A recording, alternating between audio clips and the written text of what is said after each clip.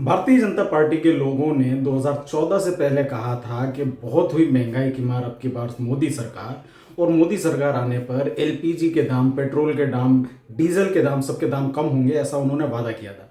और अब जब भारतीय जनता पार्टी से पूछा जाता है कि उस समय जो पेट्रोल का दाम था या डीजल का दाम था या एलपीजी जिसकी आज हम बात कर रहे हैं, उसका जो दाम था वो जनता के लिए कम तो हुआ नहीं, वो तो उल्टा बढ़ गया है। तो भाजपा का कहना होता है कि उस समय ज्यादा कीमत का एलपीजी मिलता था और अब हमने उसका दाम कम कर दिया है।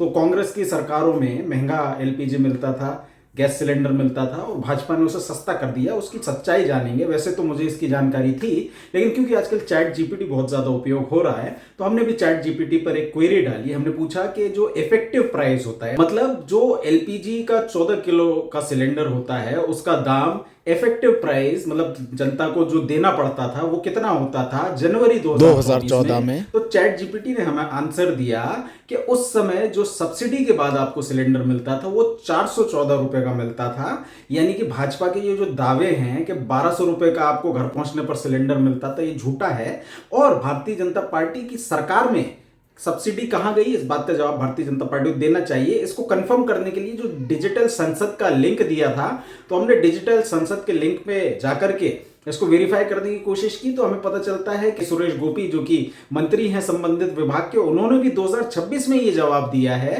कि उस समय एलपीजी का जो दाम था वो 414 रुपए था। तो भारतीय जनता पार्टी को बताना चाहिए कि महंगाई तो तब कम होगी ना जब 414 से आप 413 पे ले आए।